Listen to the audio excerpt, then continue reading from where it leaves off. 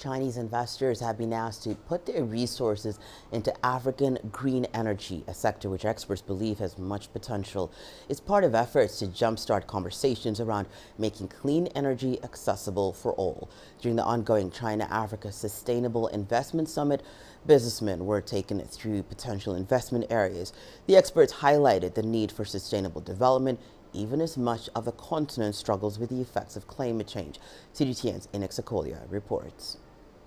The 2023 China-Africa Sustainable Investment Summit brought together senior policymakers, diplomats, investors and entrepreneurs from China and Africa.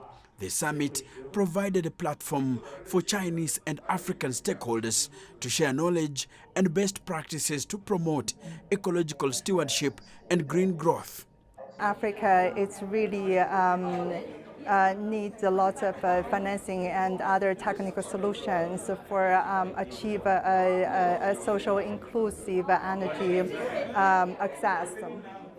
So the reason that we have this conference is we want to promote China to invest in Africa sustainably, especially to helping Africa achieve energy access. Green startups from the Democratic Republic of Congo, Kenya, Zambia, Zimbabwe and Uganda presented their ideas to Chinese investors seeking partnerships that could propel their initiatives forward.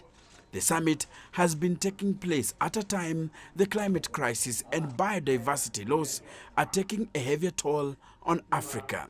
Some experts envision Chinese investments becoming a pillar of support for Africa's holistic green development.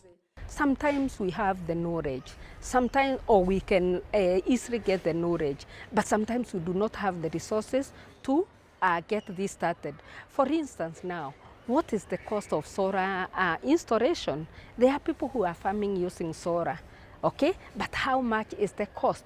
Can a small a youth who came from school afford solar technology to do farming or even to heat water in their houses?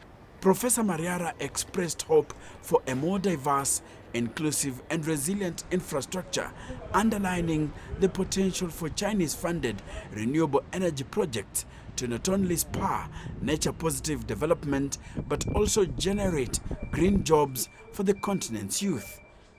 How can we have smart urban agriculture where people even in informal settlements such as our large slums like Kibera, Madare can actually grow their food within their plots?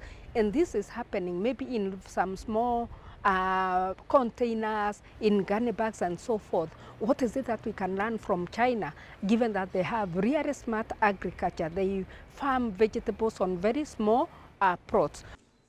Stakeholders believe that the summit was an important step towards efforts to decarbonize a continent already grappling with climate emergencies. Enoch Sikolia, CGTN.